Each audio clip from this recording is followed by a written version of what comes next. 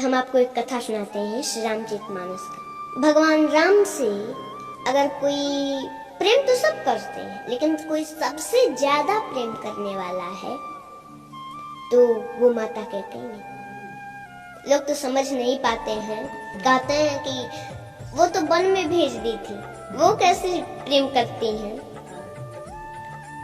तो वही सबसे ज्यादा प्रेम करती है। वो वन में भेजी थी तो भगवान राम को दिए हुए वचन को पूरा करने के लिए वो वन में भेजी थी। वही सबसे ज्यादा प्रेम करने वाली।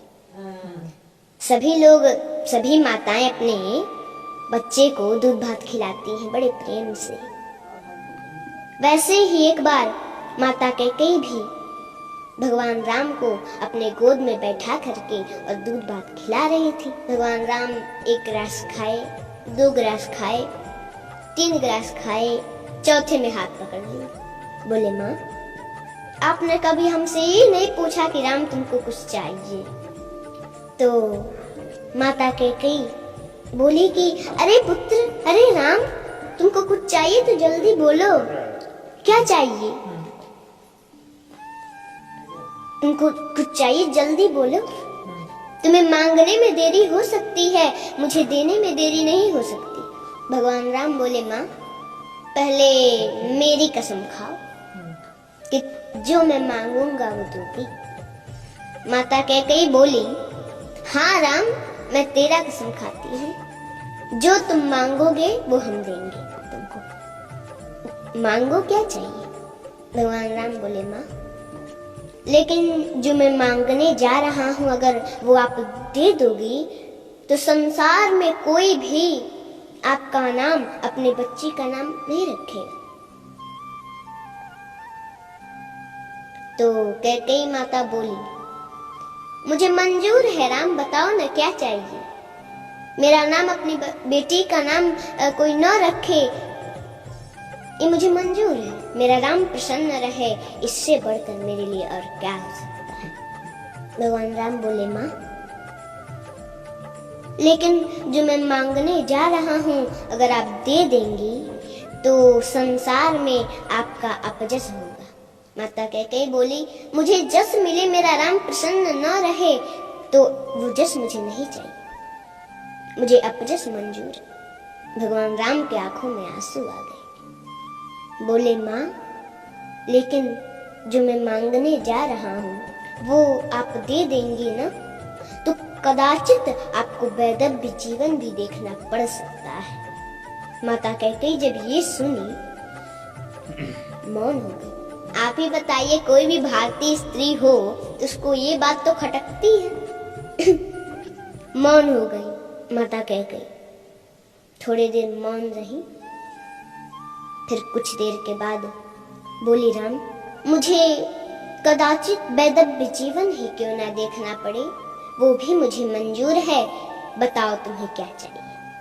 भगवान राम बोले, माँ एक समय ऐसा आएगा, मेरा विवाह होगा, मैं फिर अयोध्या आऊंगा और उस समय हमारे लिए आपको 14 वर्षों का वनवास मांगना पड़ेगा। जब कैकेयी माता वनवास सुनी तो तुरंत धड़ाम से गिर पड़ी, जमीन पर बेहोश हो गई। भगवान राम ने जल से छींटा मारे तो कुछ देर के बाद होश आया। उठ के बैठी, थोड़ी देर मौन है, फिर बोली, राम रो रही है।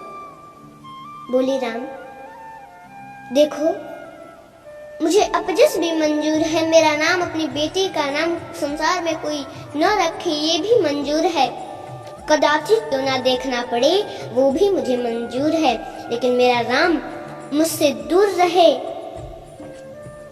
ये मुझे कदाचित मंजूर नहीं है। राम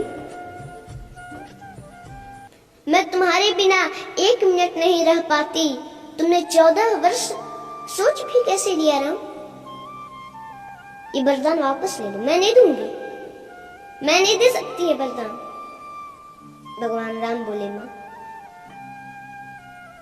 आपको ये वरदान देना होगा क्योंकि आपने हमारी कसम खाई है, और अगर मैं बन नहीं गया तो सरभंग ऋषि की जो है मांस गल चुके हैं, बस हड्डियां बची हैं। जो कि अब सूख रही हैं। माता सेवरी, उनको हमारा दर्शन कैसे होगा माँ? उनको बन जाना पड़ेगा। उस दिन से माता कैकेयी भगवान राम से थोड़ा हट हट के रहने का प्रयास करने लगी कि वो समय आए और मेरे दिल के टुकड़े टुकड़े न हो जाएं और मैं राम को दिया हुआ वचन पूरा न कर सकूं, उसको दिया हुआ वरदान पूरा न कर सकूं तो क्या होगा? थोड़ा हट हट के रहने का प्रयास करने लगी और वो समय आया, वरदान मांगे।